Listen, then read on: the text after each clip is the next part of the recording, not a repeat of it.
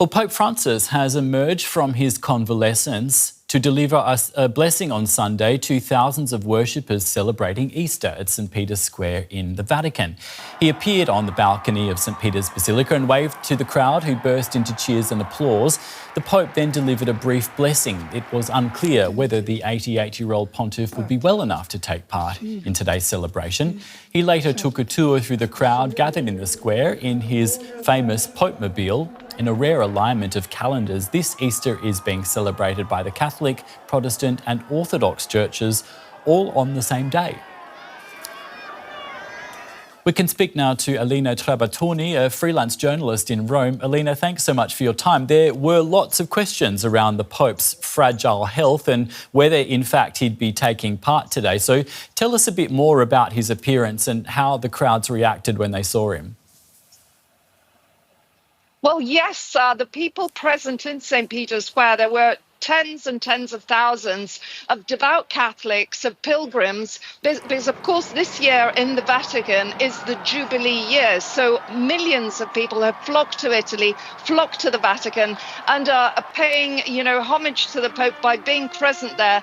And obviously the excitement was just tangible in the air because there was much speculation in past days. The Vatican had indicated that hopefully if His Holiness had felt well enough to be present, he would be attending in some way or in some form the Mass. As he drove through the square in his Pope-mobile, accompanied by his ever-loyal Swiss guards that are there to protect them and have been there for centuries now, the crowds started chanting, "Viva il Papa, viva il Papa." That means long live the Pope.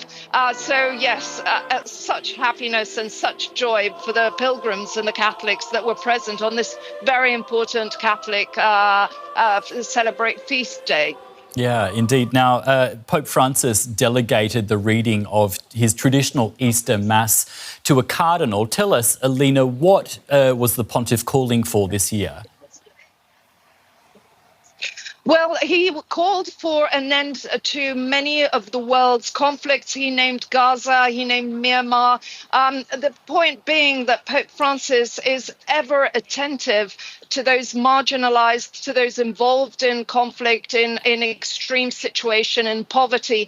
So that still comes across extremely clearly, even though he wasn't able to convey the message personally, because of course he's still very frail. His voice is still very tenuous. He is doing physiotherapy to regain his voice, but he was unable to convey this message himself. He is someone who is very dedicated to his mission, and he has made it his mission to try and do what he can to make people sensitive to the fact that these conflicts need to be ended. We need to address these conflicts, even if many of these are in far-reaching corners of the world that perhaps do not get the media attention that they deserve. And in fact, when he was hospitalized for 5 weeks, he was released on March the 23rd, but when he was hospitalized and when there was great fear for his life and when he suffered 2 very serious respiratory crises, that didn't stop him from sending his daily message or making his daily phone call to a parish in Gaza, which he had kept in touch with since the outbreak of the conflict there. Yeah, now, despite his frail health, which you've just outlined, it seems the Pope is continuing to be busy because he met with the US Vice President J.D. Vance this morning. Tell us, what was the purpose of that meeting? Well, officially, it was an Easter greeting. It was an exchange of greetings on both sides. The Pope gave Vance 3 Easter eggs for his children, and he also gave him a Vatican tie and also some rosaries. Of course, Vance told the Pope that he was very happy to see him and to meet with him, and that he had been concerned about his health, which he was aware of, the hospitalization. And they both, exchanged Easter greetings. Of course, very much on the forefront of the Pope's mind, for sure, during that meeting was the rebuke he recently issued to the US administration about its stance on immigration and on deportation.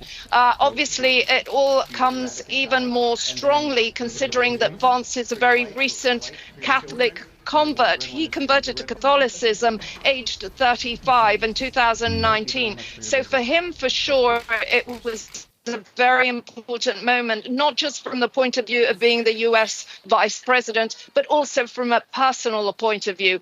The meeting, though, was extremely brief, and that in itself conveys a message, a very clear message. For those that were present and saw the motorcade come in and out of the Vatican, it was in the area for 17 minutes. So that means a couple of minutes to get in, a couple of minutes waiting for the Pope. And so the meeting itself must have been very brief. Thanks a lot for that, Alina. That was journalist Alina Trabattoni in Rome. Appreciate it.